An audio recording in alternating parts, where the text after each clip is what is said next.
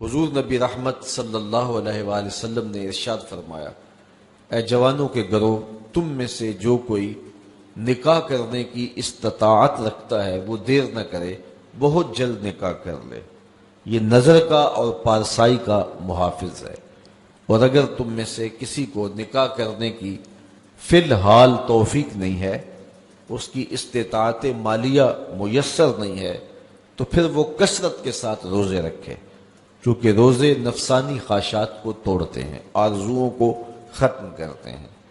تو بھوک جو ہے وہ خواہشات نفسانیہ کے ختم کرنے کا ایک مؤثر ذریعہ ہے۔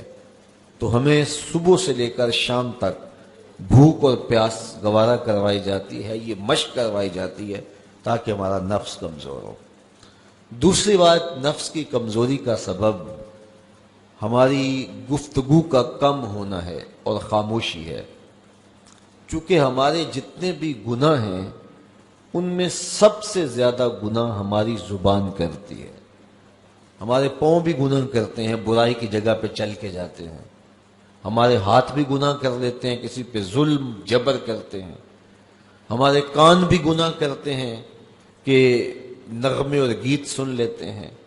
ہماری آنکھیں بھی گناہ کرتی ہیں کہ غیر محرم کو شہوات سے دیکھ لیتی ہیں۔ ہمارا دماغ اور سوچیں بھی بدکاری کر لیتی ہیں، ہمارے خیال بھی ناپاکیزہ ہو جاتے ہیں۔ لیکن سب سے زیادہ گناہ ہمارے بدن میں ہمارے جسم کا جو حصہ کرتا ہے وہ ہماری زبان ہے۔ ہاتھوں کے گناہ بھی محدود ہیں، کانوں کے گناہ بھی محدود ہیں، اسی طرح آنکھوں کے گناہ بھی ایک قسم پر مشتمل ہیں، لیکن جو زبان کے گناہ ہیں یہ کئی اقسام پر مشتمل ہیں۔ زبان جھوٹ بھی بولتی ہے، زبان غیبت بھی کرتی ہے، زبان بہتان بھی لگاتی ہے، زبان سب و شتم بھی کرتی ہے، گالی گلوچ بھی دیتی ہے، زبان جو ہے وہ تہمت بھی لگاتی ہے، اور زبان فضول گوئی بھی کرتی ہے۔ تو اس زبان کے بہت سارے فتنے ہیں، اس لیے اس زبان کو 32 دانتوں میں جکڑ کے رکھا گیا ہے، لیکن اس کے باوجود یہ بے قابو ہو جاتی ہے۔ ایک روایت میں آتا ہے جب صبح طلوع ہوتی ہے تو پورے اعضائے بدنیہ زبان کے آگے ہاتھ جوڑتے ہیں اور اس کو کہتے ہیں کہ تو جو ہے وہ خاموش رہنا، تیری وجہ سے پورا بدن فتنے کا شکار ہوتا ہے۔ تو زبان کے گناہ سب سے زیادہ ہے، اسی لیے میرے اور آپ کے آقا و مولا نے ارشاد فرمایا، تم جو 2 جبڑوں کے درمیان یعنی تمہاری زبان اور 2 ٹانگوں کے درمیان تمہاری پارسائی کی جگہ، ان 2 چیزوں کی مجھے ضمانت دے دو، میں محمد تمہیں جنت کی ضمانت دے دیتا ہوں صلی اللہ علیہ وسلم۔ تو یہ زبان، بہت زیادہ گناہ جو ہیں وہ انسان کی زبان کے ہیں۔ اس لیے روزے کے اندر ہمیں اپنی زبان کو کنٹرول کرنے کی تاکید بھی کی گئی ہے۔ یہ خوراک بچاؤ مہم نہیں ہے روزہ کہ اس سے تم نے کوئی بچت کرنی ہے، بلکہ اس سے بھی نفس کشی کے لیے ماحول پیدا کیا گیا ہے۔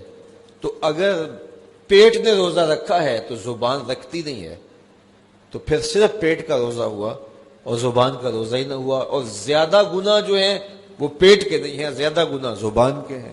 اور اگر کوئی شخص حلال کردہ چیزیں رب کی وقتی بندش کی وجہ سے ان سے رک جاتا، کھانا نہیں کھاتا، پانی نہیں پیتا، اعلیٰ انواع و اقسام کے فروٹ دستیاب ہے نہیں لیتا کہ میں نے روزہ رکھا ہوا ہے، لیکن جھوٹ بولتا ہے، غیبت کرتا ہے، بہتان تراشی کا بازار گرم ہے، نظریں بدکاری کر رہے ہیں، خیال بھٹک رہے ہیں، سوچے آوارہ ہیں، تو جن سے رمضان المبارک کے علاوہ بھی روکا گیا تھا تو ان سے وہ نہیں روکتا، تو اس کا پھر روزہ کیا ہوا؟ تو میرے اور آپ کے آقا و مولا نے فرمایا، جس نے جھوٹ نہ چھوڑا، جھوٹے کام نہ چھوڑے، اس کے بھوکا اور پیاسا رہنے کی اللہ کو کوئی ضرورت نہیں ہے۔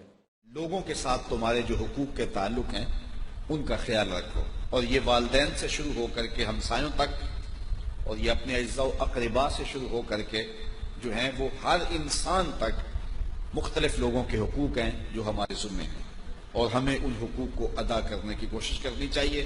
انسان کے جو ہے وہ اخلاقیات کا اور حقوق کی ادائیگی کے حوالے سے پتہ چلتا ہے کہ وہ اپنی بیوی کے ساتھ اس کا حسن سلوک کیا ہے۔ اولاد کے حقوق بھی سارے پورا کرتے ہیں، مشکل کاٹ کر کے اولاد کے حقوق ماں باپ پورا کرتے ہیں۔ اس طرح جو ہے وہ اولاد ماں باپ کے حقوق پورا کرنے کے لیے بھی سرگرم ہوتی ہے، چند جو ہے وہ لوگوں کے علاوہ۔ لیکن بہت ساری ہماری کوتاہی جو ہے وہ بیوی کے حقوق کی ادائیگی کے حوالے سے ہے۔ میرے اور آپ کے آقا مولا نے ارشاد فرمایا، تم میں سے بہتر وہ ہے جو اپنی بیوی کے ساتھ بہتر ہے، اور میں تم میں سب سے زیادہ اپنی بیوی کے ساتھ بہتر ہوں۔ اور ازواج مطہرات کے ساتھ حضور کا جو حسن سلوک تھا وہ کائنات میں کسی سے پوشیدہ نہیں۔ جب وصال ہوا حضور کا تو حضور کے نکاح میں 9 ازواج تھی، اور 9 میں سے کسی ایک کو بھی رسول اللہ پر شکایت نہیں تھی۔ اور دوسری جانب بیویوں کا شوہر کے ساتھ رویہ، یہ بھی ایک بہت اہم موضوع ہے اور بڑا حساس موضوع ہے۔ حضور علیہ الصلوۃ والسلام کی ازواج مطہرات کی زندگیاں ملاحظہ کی جا سکتی ہیں، اور پھر ان کا حضور علیہ الصلوۃ والسلام کے ساتھ جو رویہ تھا وہ کتنا دل آویز اور کتنا خوبصورت تھا۔ گھر میں رہتے ہوئے شکر رنجی کا ہو جانا یہ کوئی بڑی بات نہیں ہے، لیکن اس میں اگر کوئی ایسا معاملہ ہو جائے تو بیوی کا رویہ شوہر کے ساتھ کتنا دل آویز ہونا چاہیے۔ صرف ایک روایت سن لیجئے جو ام المومنین سیدہ عائشہ رضی اللہ تعالی عنہا سے مروی ہے۔ حضور نے فرمایا، عائشہ جب تم مجھ سے راضی ہوتی ہو تو تب بھی مجھے پتا ہوتا ہے، اور جب تم مجھ سے ناراض ہوتی ہو تو تب بھی مجھے خبر ہوتی ہے۔ تو عرض کی، یا رسول اللہ صلی اللہ علیہ وسلم وہ کیسے؟ فرمایا، جب معاملے رضا والے ہوتے ہیں تو باتوں میں بات چلتی ہے اور قسم کی نوبت آتی ہے تو تم کہتی ہو لا ورب محمد، مجھے محمد کے رب کی قسم صلی اللہ علیہ وسلم۔ اور جب کوئی شکر رنجی ہوئی ہوتی ہے اور پھر باتوں میں قسم کی نوبت آ جائے تو تم قسم کی نوبت جب آئے تو کہتی ہو لا ورب ابراہیم، مجھے ابراہیم کے رب کی قسم۔ تو اس وقت مجھے پتا ہوتا ہے کہ اب طبیعت میں کوئی ملال ہے۔ تو حضور علیہ السلام نے جب یہ ارشاد فرمایا تو ام المومنین نے عرض کی، ما احجرو الا اسمک، حضور نام چھوڑتی ہوں دل میں آپ ہی بستے ہیں۔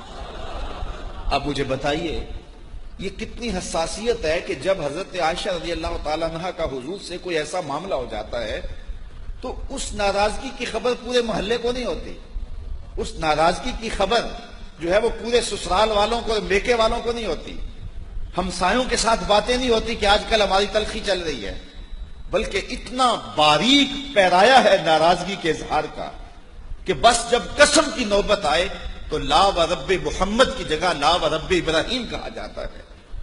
تو یہ سمجھنے والی بات ہے کہ شوہر اور بیوی کا رشتہ کتنا نازک ہے، اور شوہر سے اگر کوئی گلہ شکوہ پیدا بھی ہو جائے تو بیوی کو اس کا اظہار کتنے خوبصورت پیرائے میں کرنا چاہیے، نہ کہ جنگ و جدل کا ماحول پیدا کر دیا جائے۔ ہمارے خاندانوں میں، ہمارے گھروں کے اندر جو ازدواجی زندگیاں ہیں وہ بہت ہی زیادہ تلخ ہیں، الا ماشاءاللہ سویر سے لے کر شام تک ایسی کہانیاں سامنے آتی ہیں۔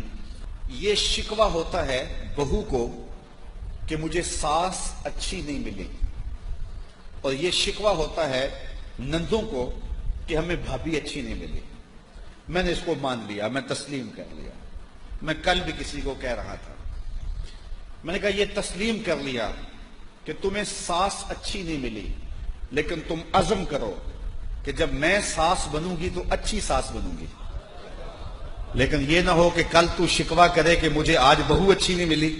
جو شکوہ آج تیری ساس کو تیرے ساتھ ہے اور جو تو کہہ رہی ہے، تو ایسا نہ ہو اس انداز سے یہ ایک ایک ادا نوٹ کرتی جا کہ ساس میں کیا کیا کوتاہی ہوتی ہے جس سے بہو اذیت میں ہوتی ہے، یہ نوٹ کرتی رہے۔ کل تو نے بھی ساس بننا ہے تو اچھی ساس بن کے دکھانا۔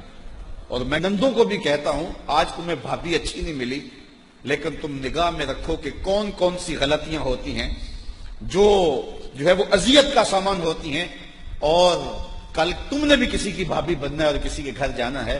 اتنی خوبصورتی کے ساتھ تم زندگی گزارنا کہ لوگ آشش کریں۔ تو یہ کیا شکوہ ہے کہ مجھے ساس اچھی نہیں ملی، مجھے جو ہے وہ بھابھی اچھی نہیں ملی؟